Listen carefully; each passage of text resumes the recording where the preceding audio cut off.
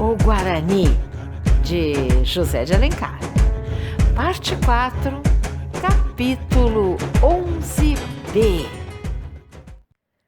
A noite estava serena. A canoa, vogando sobre as águas do rio, abria essas flores de espuma que brilham um momento à luz das estrelas e se desfazem como o sorriso da mulher.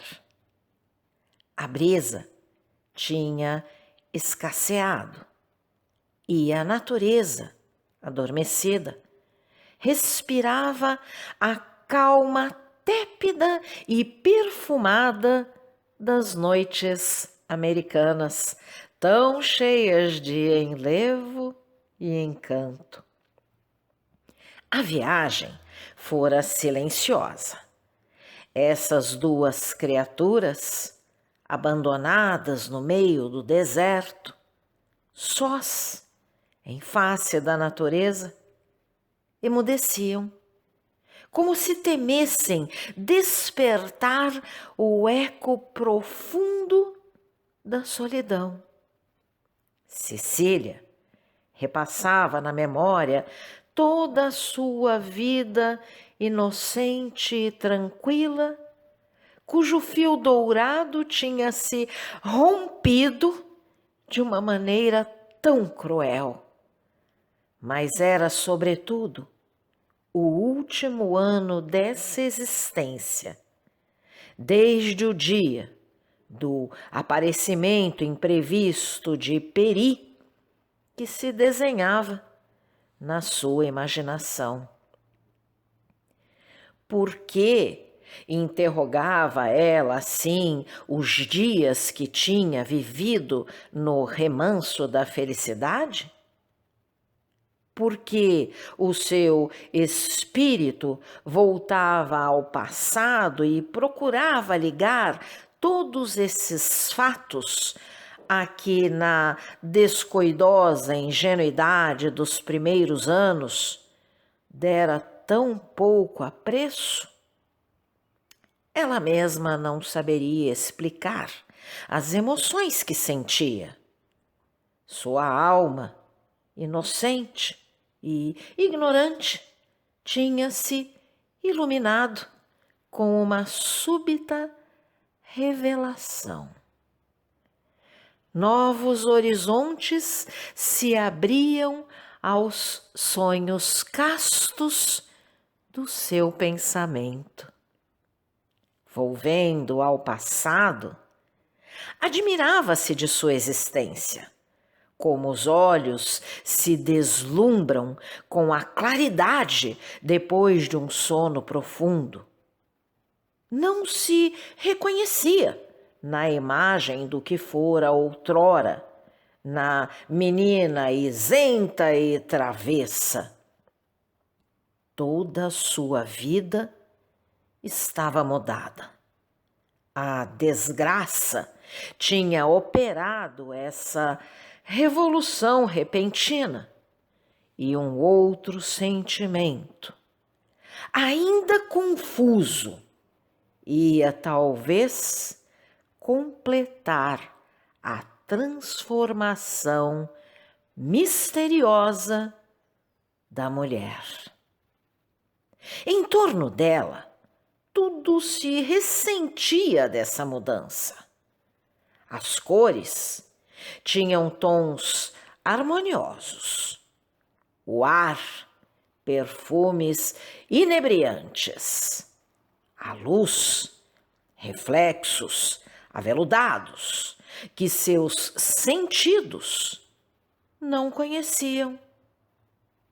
Uma flor que antes era para ela apenas uma bela forma, parecia-lhe agora uma criatura que sentia e palpitava. A brisa, que outrora passava como um simples bafejo das auras, murmurava ao seu ouvido, nesse momento, melodias inefáveis, notas místicas que ressoavam no seu coração. Peri, julgando sua senhora adormecida, remava docemente para não perturbar o seu repouso. A fadiga começava a vencê-lo. Apesar de sua coragem indomável e de sua vontade poderosa, as forças estavam exaustas.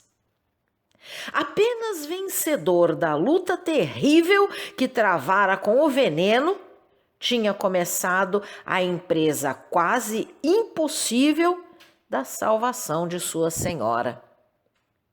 Havia 3 dias que seus olhos não se cerravam, que seu espírito não repousava um instante.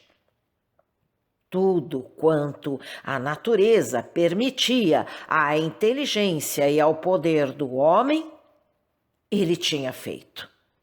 E, contudo, não era a fadiga do corpo que o vencia.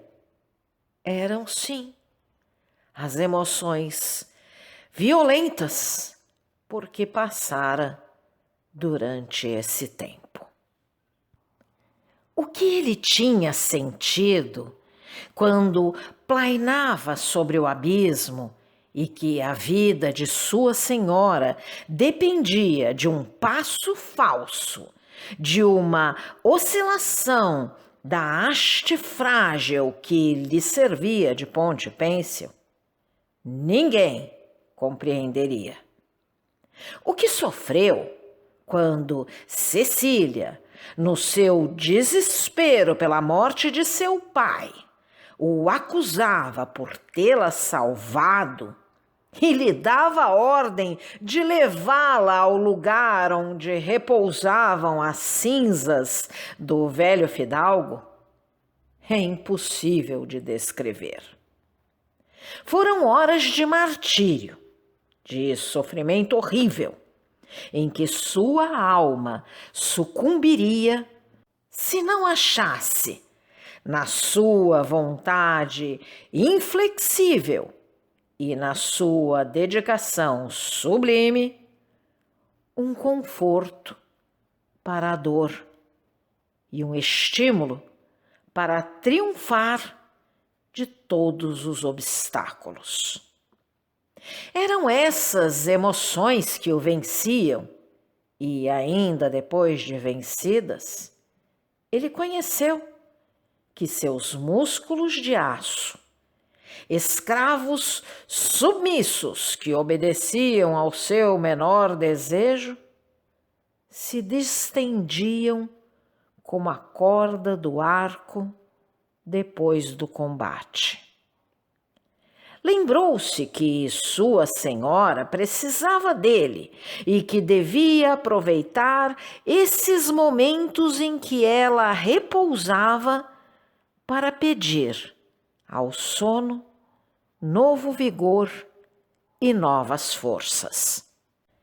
Ganhou o meio do rio e, escolhendo um lugar onde não chegava nenhum galho das árvores que cresciam nas ribanceiras, amarrou a canoa nos nenúfares que boiavam à tona da água. Tudo estava quieto. A terra ficava a uma distância de muitas braças. Portanto, podia, sua senhora, dormir sem perigo sobre esse chão prateado, debaixo da abóbada azul do céu. As ondinhas a embalariam no seu berço. As estrelas vigiariam o seu sono. Livre de inquietação, Peri encostou a cabeça na borda da canoa. Um momento depois, suas pálpebras, entorpecidas, cerraram-se a pouco e pouco, Seu último olhar, esse olhar vago e incerto que adeja na pupila já meio adormecida, viu desenhar-se na sombra uma forma alva e graciosa que se reclinava docemente para ele.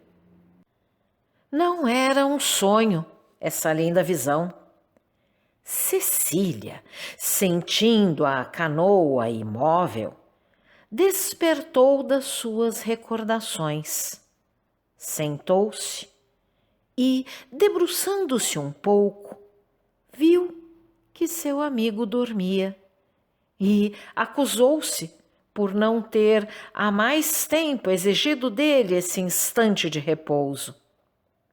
O primeiro sentimento que se apoderou da menina, vendo-se só, foi o terror solene e respeitoso que infunde a solidão no meio do deserto, nas horas mornas da noite.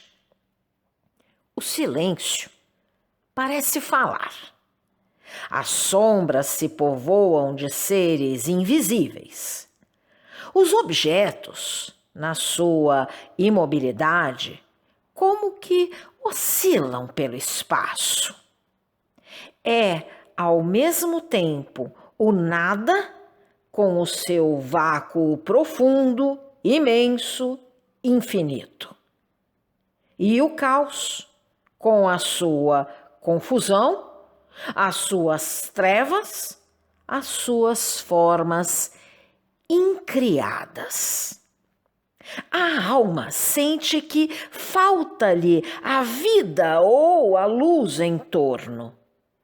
Cecília recebeu essa impressão com um temor religioso, mas não se deixou dominar pelo susto. A desgraça a habituara ao perigo. E a confiança que tinha no seu companheiro era tanta que, mesmo dormindo, parecia-lhe que Peri velava sobre ela.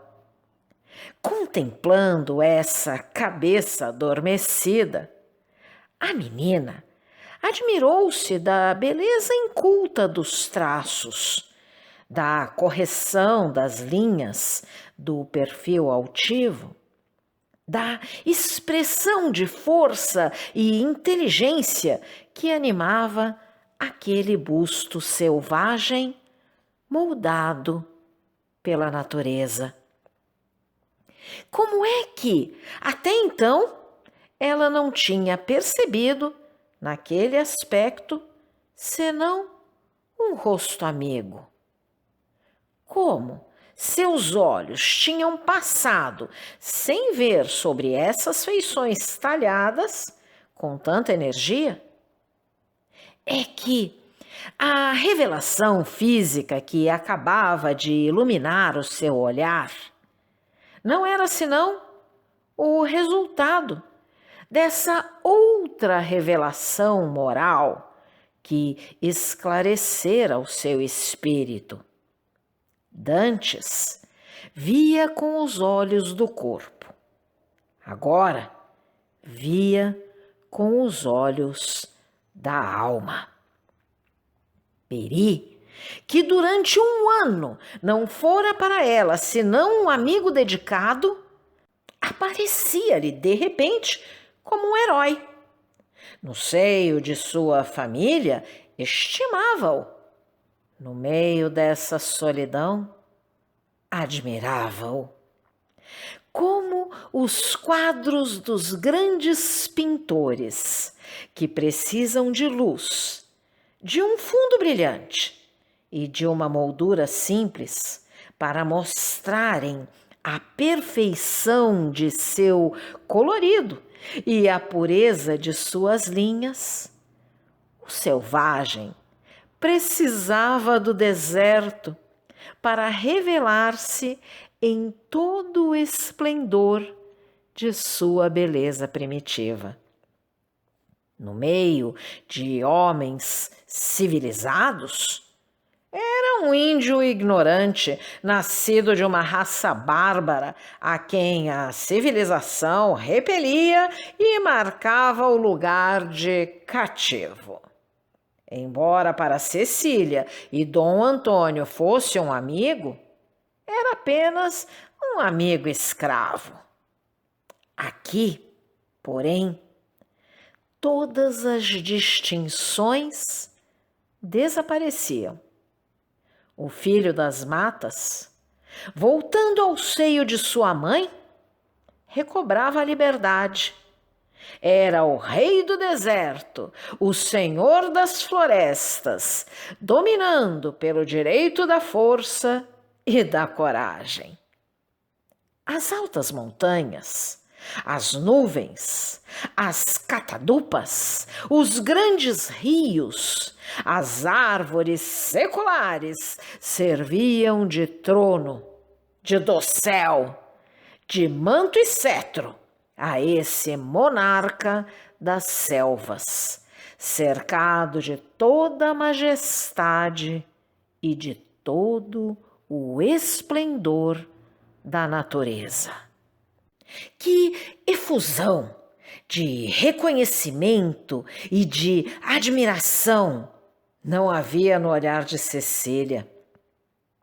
Era nesse momento que ela compreendia toda a abnegação do culto santo e respeitoso que o índio lhe votava. As horas correram silenciosamente nessa muda contemplação.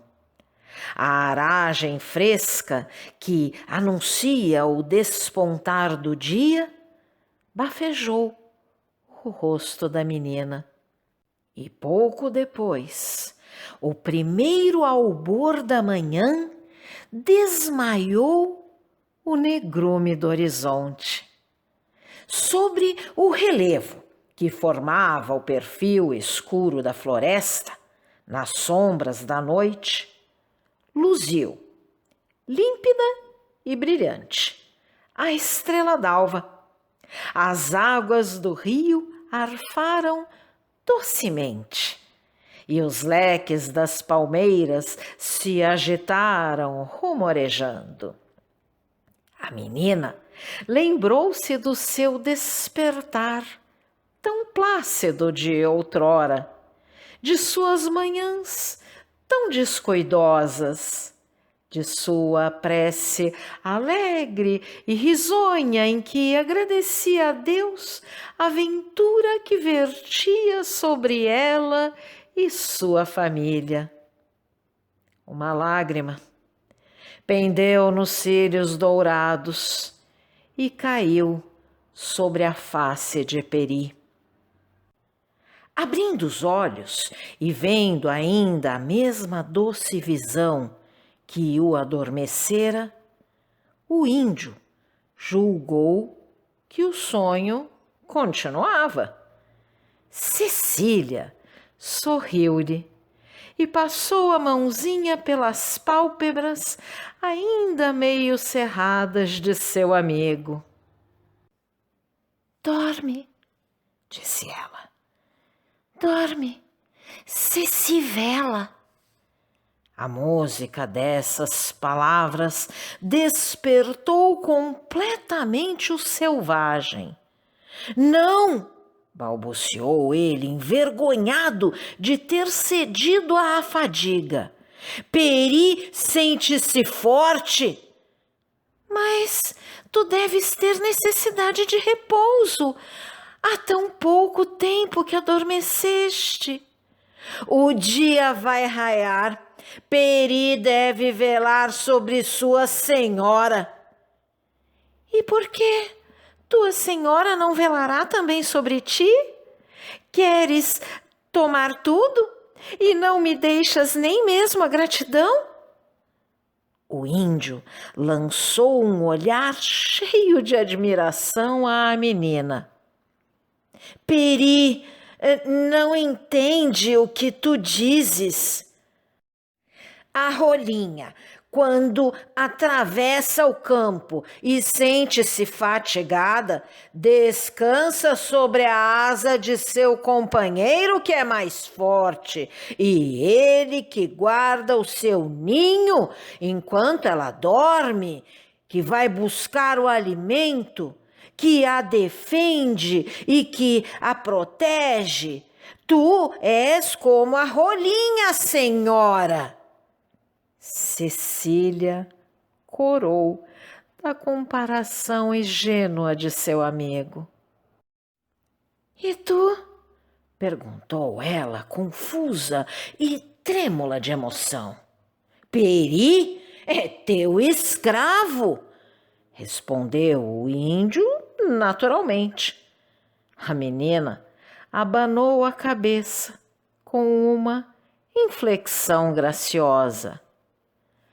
A rolinha não tem escravo. Os olhos de Peri brilharam. Uma exclamação partiu de seus lábios. Teu. Cecília, com o seio palpitante, as faces vermelhas, os olhos úmidos, levou a mãozinha aos lábios de Peri e reteve a palavra que ela mesma, na sua inocente faceirice, tinha provocado. Tu és meu irmão, disse ela com um sorriso divino. Peri olhou o céu como para fazê-lo confidente de sua felicidade. A claridade da alvorada estendia-se sobre a floresta e os campos como um véu finíssimo. A estrela da manhã cintilava em todo o seu fulgor. Cecília ajoelhou-se. Salve, rainha! O índio contemplava com uma expressão de ventura inefável. Tu és cristão, Peri, disse ela, lançando-lhe um olhar suplicante. Seu amigo compreendeu-a e, ajoelhando, juntou as mãos como ela. Tu repetirás todas as minhas palavras e faze por não esquecê-las, sim? Elas vêm de teus lábios, senhora. Senhora não, irmã. Daí a pouco, os murmúrios das águas confundiam-se com os acenos maviosos da voz de Cecília, que recitava o hino cristão, repassado de tanta unção e poesia. A palavra de Peri repetia, como um eco, a frase sagrada. Se você gostou desse áudio, deixe seu like, compartilhe, deixe também seu comentário e se inscreva no canal, ativando o sininho para ser avisado dos próximos vídeos. Um grande abraço e até a próxima!